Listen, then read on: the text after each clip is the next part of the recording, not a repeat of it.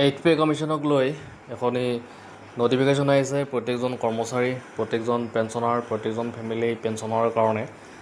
এই খবৰটো আমি লিখিব লাগিছে 29 মে 2026, অৰ্থাৎ 29 তাৰিখত এখন নটিফিকেশ্যন প্ৰকাশিত কৰা হৈছে। দেখিবলৈ পাইছে government of India 8th central pay commission notice বুলি আপোনালোকে ডিৰেক্টলি দেখিবলৈ পাইছে। তো ইয়াৰে মূল কথাখিনি আমি চাবলৈ চেষ্টা কৰিম আচলতে কি কথা ইয়াতে লিখা হৈছে। The last date for submission of memorandum to 8th Central Pay Commission stands extended to 15/6/2026.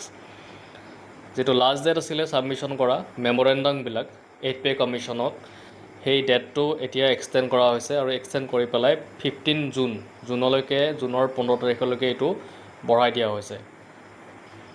This is the final timeline for submission. এতিয়া কৈছে যে এইটো হৈছে একদম ফাইনেল টাইমলাইন। ইয়াৰে পিছত কোনো ধৰণৰ, ইয়াত লিখিছে no' further extension shall be granted. তো ইয়াৰ পিছত কোনো ধৰণৰ সময়সীমা বৃদ্ধি কৰা নহ'ব বুলি ইয়াতে ডিৰেক্টলি কোৱা হৈছে। নাম্বাৰ 2.2 দিছে চাব, the memorandum should only be submitted on the commission's website 8cpc.gov.in। তো এইটো কৈছে যে মেমৰেণ্ডামখিনি দিব লাগিব আপোনালোকে 8cpc.gov.in নামৰ যিটো ৱেবছাইট আছে সেই ৱেবছাইটত দিব লাগিব। Please note that hard copies, physical copies, email, PDF of the memorandum may not be considered by the commission.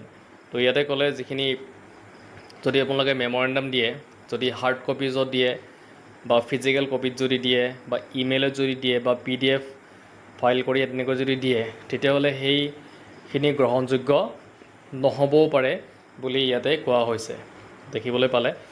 তো ইয়াতে মেইন কথা হৈছে যিটো মেমৰেণ্ডাম ছাবমিশ্যনৰ লাষ্ট ডেটটো এক্সটেণ্ড কৰি 15 জুনলৈকে বঢ়াই দিয়া হৈছে আৰু এইটো হৈছে এটা ফাইনেল ডেট আৰু এই ডেটৰ পিছত কোনো ধৰণৰ সময়সীমা নবঢ়াই বুলি ইয়াতে কৈছে।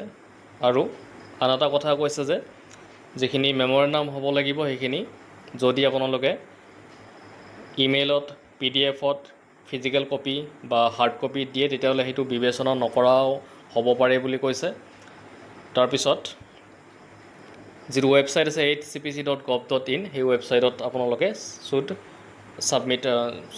Should only be submitted on the commission website. তো কমিশ্যনৰ ৱেবছাইটটোত আপোনালোকে ইয়াতে কৰিব লাগিব ছাবমিশ্যন। তো এইটোৱে আছিলে আজিৰ আপডেট। যদি ভিডিঅ'টো ভাল লাগিছে লাইক, শ্বেয়াৰ আৰু এটা ছাবস্ক্ৰাইব কৰি দিব।